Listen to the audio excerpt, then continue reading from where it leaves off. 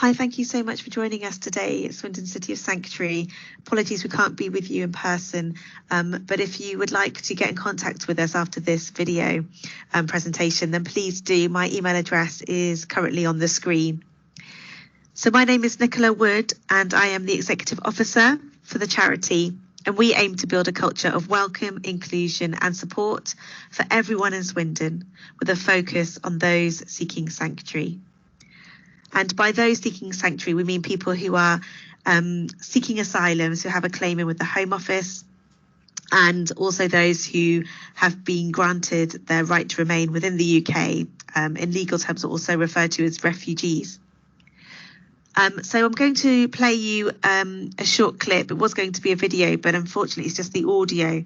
But the voices are of people who have been seeking sanctuary and have lived in Swindon previously. And it's really important, we feel, to get their voices and have them heard rather than ourselves. So please do listen to this and think about why it's so important that we all create this culture of a welcoming town here in Swindon.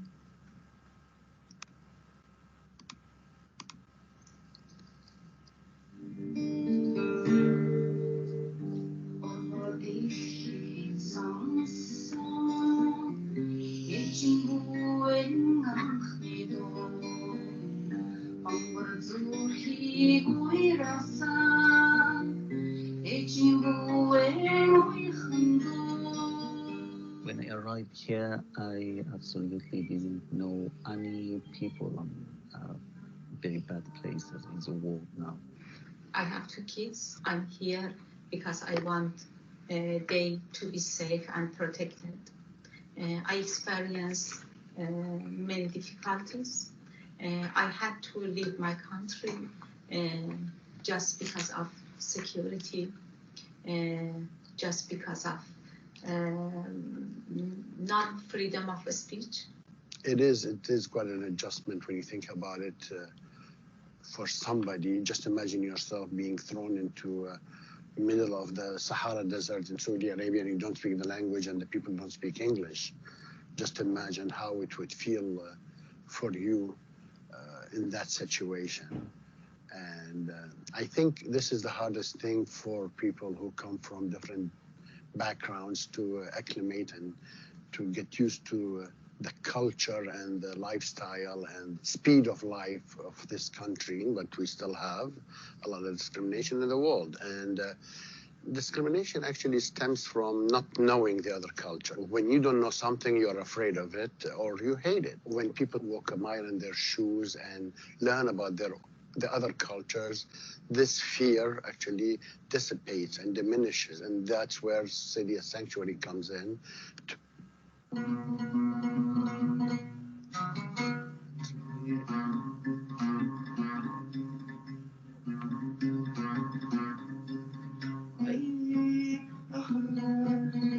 It's my first step to learn different culture, new language, to make new friends, new relationships, reunion with my family. Now I have friends and my children in school. For me, Swindon is it's my home.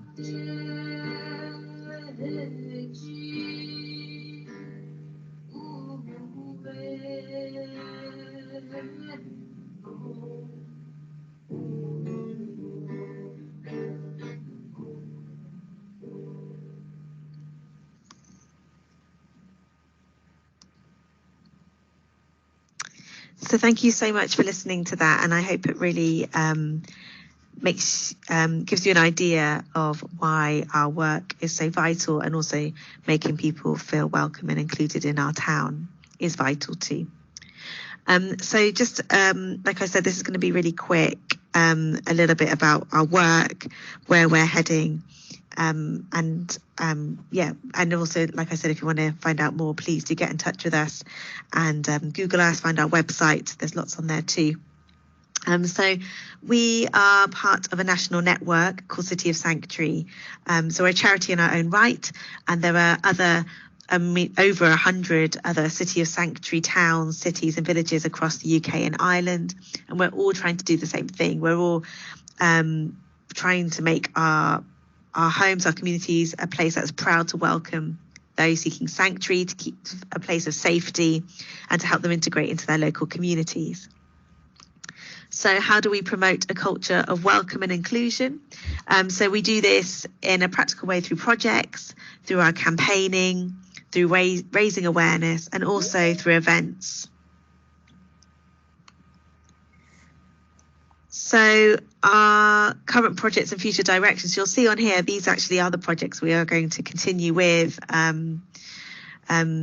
after the pandemic, especially with some of them having been paused. Our schools work has continued during lockdown. We have been working with families and schools together. During the first lockdown, we created a project called Family Activity Boxes. So we provided resources to new families in Swindon so that they had the resources to be able to homeschool. And now we are working directly with those schools, and we continue to do that to help engage the families with their work, working with the libraries, with literacy, and your language projects as well. That is something that is continuing and will continue. We're Open is our weekly social event, which happens normally in a coffee shop over tea, coffee, cake, live music, and people come together. It's open to the whole Swindon community, not just those seeking sanctuary. And we see it as a real vital part of our work, and it will be continuing. Obviously, it's been paused over the last year, but we hope to bring it back later on this year as restrictions ease, especially as many people have been isolated and lonely during the last year. So please do get in touch if you're interested in that project for yourself or for anyone that you do support or work with. So our other things are our events and campaigns. So we do run events. We used to put on our own events during Refugee Week. And what we want to do more and hope to do more of is be involved in the events that are currently already running in Swindon and kind of bring a Refugee Week essence to them. So we did work with the Spring Festival last year, although it had to go online. They showed the film For Sama in association with us, and we want to do more work like that. And also our campaigning. So we campaign on a local and national level, working with our national partners. And the point of that is really for us to help play our small part in creating that systematic change in the asylum system, and a less hostile environment for them to be living in. Our new project, which is new to us in Swindon, but not new to the City of Sanctuary movement, is Sanctuary Awards. So this is where different sectors, so whether that's health sector, school sector, and the business sector, can all sign up to want to gain an award. And they have to learn, embed and share what it means to welcome people to about asylum issues. And obviously this will mean different things for the different sectors. And we will work with them to achieve that, to gain an award, and we'll continue to work with them. It has to be renewed every 3 years. And this way we will be able to create that overarching culture of welcome across Swindon in every area. And this is something that's very different to some of the work that we were doing, like the hosting scheme, which lots of you might know about, where a volunteer provided someone who was either homeless or destitute in the asylum system with accommodation. It's been a really successful project. We've hosted over 41 people since 2017. We've provided over 2,565 nights of accommodation, which is the equivalent of keeping one person off the streets for 7 years. So we're really proud of the project, but it's not something we are going to continue due to the difficulties with a pandemic as well. So our future direction is really based around sanctuary seekers and enabling them to be the experts by experience within our organisation, wanting them to direct and inform our work at all levels. That's at volunteer level, at trustee level and employee level. And we really want to basically stop doing that direct work that we were doing, like the hosting scheme, and really create that culture of welcome across the whole town in Swindon. So thank you so much for listening. That's the end of our presentation, as we're just past 10 minutes.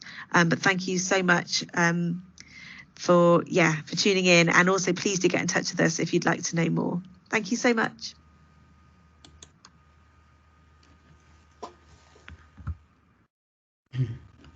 And we're back. I hope that worked. And you know, the advantage of doing it on video is I can't tell them 2 minutes and they can carry on yattering. There you go. We don't have anyone from the City of Sanctuary here with us today, but so I don't know if anyone's got any comments they want to make, or any final thoughts for this morning before we wrap up.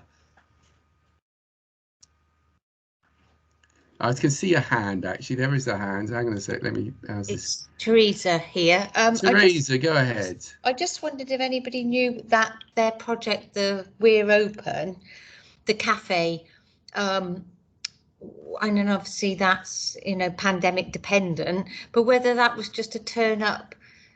You know, being based in the town centre, I've got lots of people that perhaps, although they're not refugees as such, probably would benefit from some engagement, you know, some sanctuary, whether it's somewhere that they can just pitch up at any time. Does anybody know?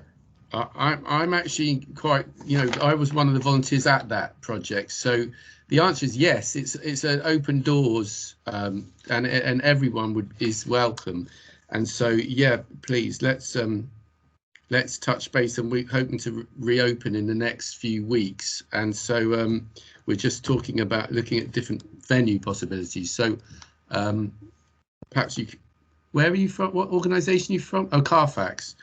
Drop me an email. I'll put my email in the, well, I'll get in touch and we'll arrange something. But yeah, it is an open event as part of, as Nicola said, making Swindon open and welcoming for everybody.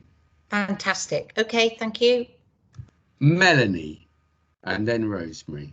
I just want to say thank you. I found this morning very informative, so thank you ever so much.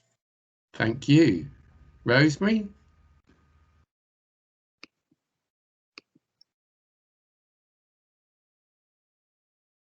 Rosemary, did you want to say something? You're on mute. I was trying to unmute and then muted myself again. As a past host, I can say that Swindon City of Sanctuary is an amazing organisation. I know that although they're not running a hosting scheme, they do have connections with a national hosting scheme. I think the hope is that fewer people are put in the situation that my guest was put into, and having to move out of home office accommodation with virtually hours to spare. And as Claire was saying earlier, part of the difficulty is that because asylum seekers have absolutely no choice where they go, even if they're accepted back into the system, there's no guarantee that they're going to stay in Swindon. So that's where the Swindon City of Sanctuary hosting scheme really came into its own. So although they're hoping that there isn't the same need, if anybody comes across anybody who might need hosting, I'm sure Nicola would be very happy to point them in the right direction. Thank you very much. And so at 2 minutes past 12, I'm going to say